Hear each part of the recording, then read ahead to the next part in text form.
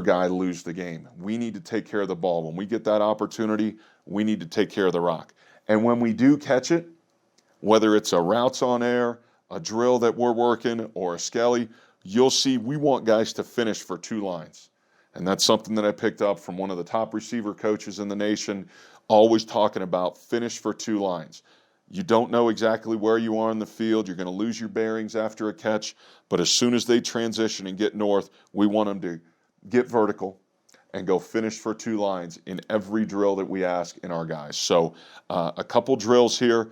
Number one, I brought up the point of ball security. So we put the guys through these different drills that we're going to put them in a tough position that they're having to work through. Now they're going to the ground. They've got to put their hand to the ground, hurdle someone. They're getting extra effort, that they're going to lock that ball up. We've got 2 coaches and 2 managers. We've got our GAs trying to bang them with the shields. We're putting on boxing gloves that we are trying to uppercut and poke that ball out. So great emphasis for being in a difficult position. But always, and if you go to the ground, you've got to be able to secure the football, and we are trying to punch that out as hard as we can. For coaches, we're getting pretty worn out in the drills too, and hardball. It's not just for the players, it's for the coaches too. That if you want to take care of the football, you've got to be able to sustain contact wherever you are on the football field. So we try to put the guys in a difficult position, being in a 3-point awkward position, putting their hand down, working through the bags, and it's a pretty exhausting drill. The next one we're going to ask guys to do is work a ball security by picking their feet up laterally. And so we've got really a ball on a string that someone behind, either another player, a manager, or a coach, is constantly tugging as guys are having to move independently side to side.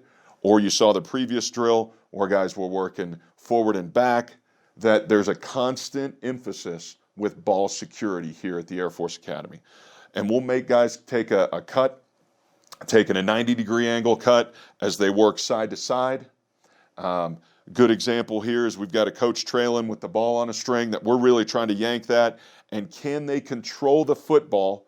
And we put them in this where they're obviously concentrating on it.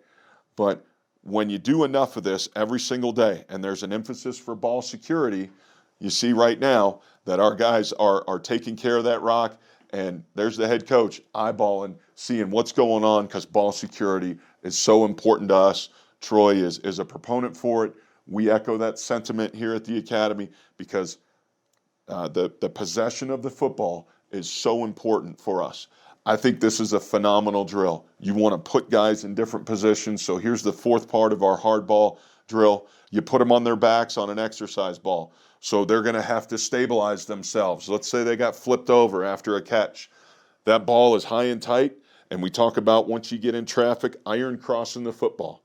Having a high and tight, hand above wrist, wrist above elbow, but as you get into close quarters, putting that other hand over the top, and now we've got coaches ripping, poking at the ball. We've got a coach with a boxing glove with a PVC pipe. He is trying to just smash that ball out of there, and now they have to make an athletic move, spin off of a tackler, go up and over the top where they're having to be in a difficult position and deal with being in an awkward spot. So it's who we are. We start number of practices with hardball, and I think it's so critical and so important that your drills need to echo what's important in your program. So if we're going to be pass receivers, and at the Air Force Academy, if there is no blocky, there is no catchy. So we need to block here because we're going to be one of the top teams in the country rushing the football. But we do want athletes that can stretch the field. Like I said, our starter last year led the team in receptions. We want a guy that can be a very viable pass threat. But if you are careless with the football, it's going to be difficult for you to get on the field. So great example of putting guys in a difficult position with an emphasis of taking care of the rock. Not every ball is going to be perfectly thrown. So that's why I'm perfect for individual for these guys, so I can do the bad ball drill all the time every time I throw the ball. But this is one of our pre-practice drills. We're going to put them on the ladder. They're going to step through 2 feet at a time, 1 foot at a time, or we'll have them work a little lateral shuffle, really ways to activate their lower body, to get them warmed up. But also, you see that I'm throwing a ball over the shoulder to put them in a difficult position as they have to cover ground and then adjust to a ball, whether it be up high that they've got to go up and get it, or a ball that's low, they got to reach down and flip their hands. So trying to put guys in positions where it's applicable reps in your individual, because just play and catch isn't realistic. So every day I'll try to change the throw angle, whether it be over the shoulder, whether it be directly at them or from the side, that the guys are having to get continuous skills every single day and make it applicable to a game rep or a team rep, that the guys are getting activated, they're catching balls all the time. And you see here's a good job of them adjusting to the bad balls because they've got me to throw the football to them. So here's a game example of being in a awkward body position. Here's our tight end taking a crossing route here, and let me back up here just to show very similar to the over-the-shoulder catches that we were doing before. So he's working off first level release, gets hands off.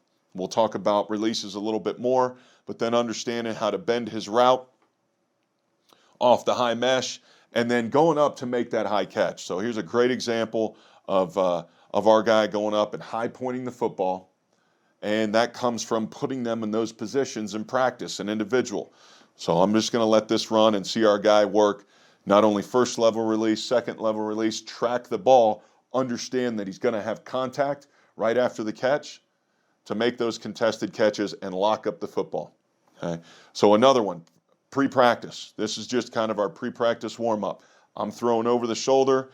Now we've got a distractor. One of our managers has got the pencils and he's jabbing them just to try to take the guys through some of those awkward catches.